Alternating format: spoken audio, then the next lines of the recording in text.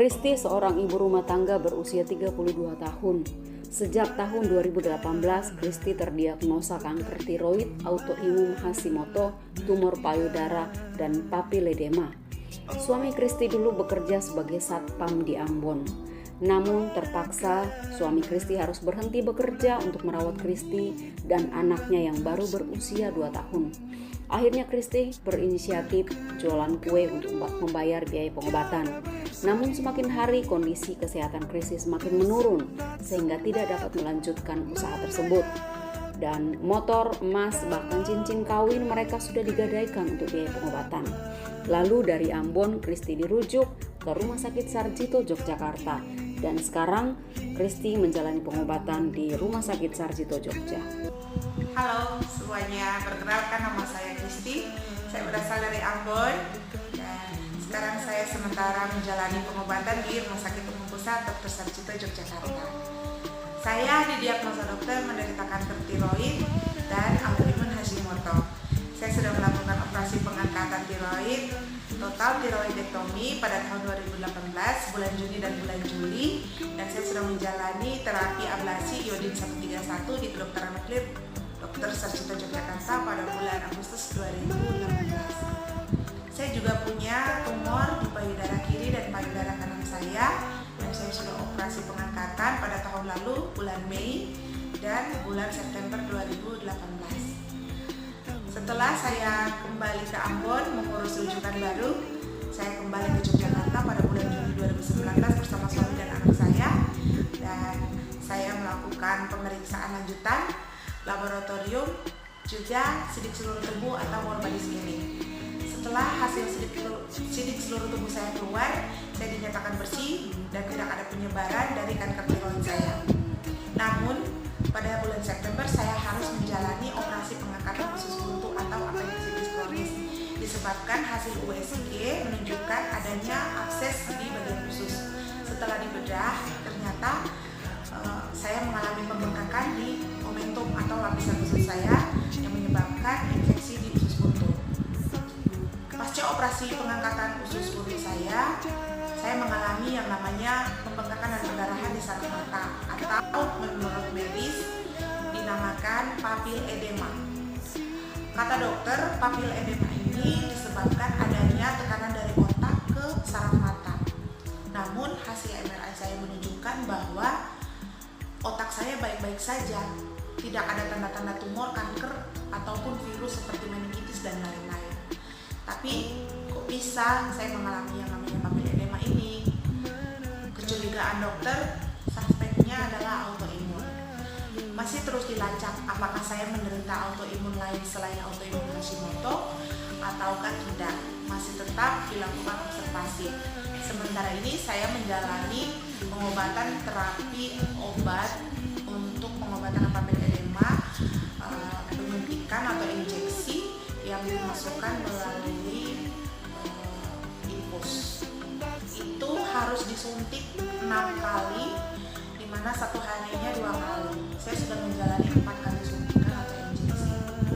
Dan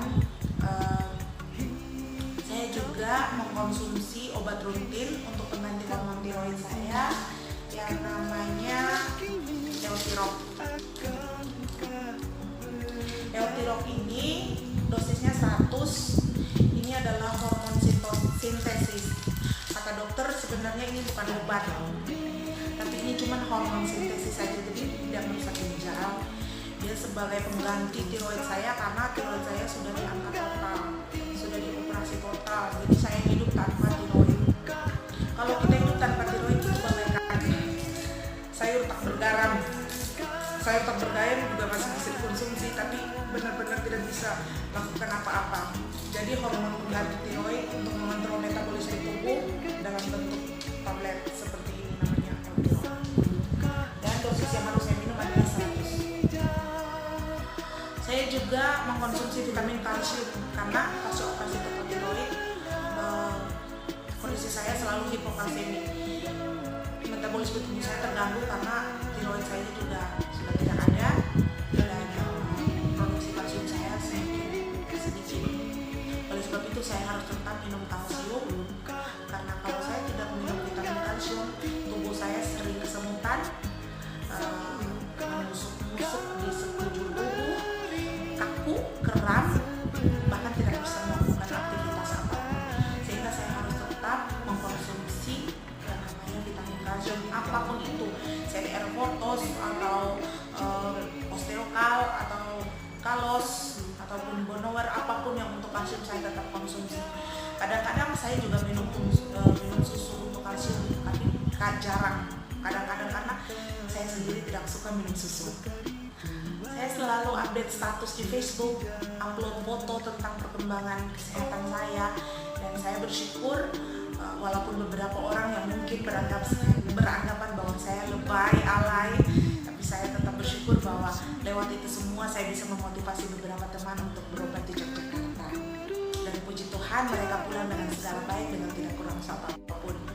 2 di antara 5 yang saya bantu sekarang sementara menjalani pemeriksaan yang terapi di RSUD Dr. Sarjito Yogyakarta, dan saya meminta bantuan teman-teman semua, sanak saudara yang menonton video ini maupun yang sudah melihat postingan-postingan saya di sosmed untuk tetap mendukung kami, tetap menopang kami lewat doa dan support agar supaya kami boleh lancar dalam proses pemeriksaan dan pengobatan, kami boleh pulang dengan segala baik dengan tidak punya kesalahan apapun. Saya selalu berusaha bersukacita, saya tetap berusaha untuk tertawa apapun keadaan saya, walaupun dalam keadaan sesulit apapun, saya tidak pernah putus asa dan menyerah. Saya tetap berusaha untuk membuat orang lain tertawa. Apapun yang saya alami, saya yakin bahwa saya akan tertolong, Tuhan akan menolong saya akan berkecukupan dalam hal materi, dalam hal makan, minum, apapun kebutuhan saya yakin bahwa Tuhan akan memakai orang-orang yang baik, orang-orang yang luar biasa untuk membantu saya. Berkat dari manapun saya yakin bahwa itu adalah berkat yang Tuhan berikan bagi saya.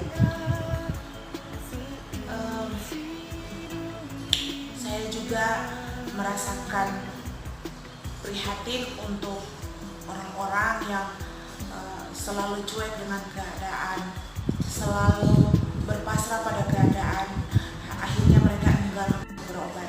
Saya mau ajak untuk teman-teman semua yang memang ada punya sakit, mari berobat, percayakan dokter sebagai tangan kepanjangan tangan Tuhan Allah, supaya niscaya kita bisa disembuhkan, kita bisa hidup sehat kembali. Jangan tunggu penyakit menggerogoti hidup kita, menggerogoti tubuh kita sampai kita lemah dan mau berobat sudah sangat sulit.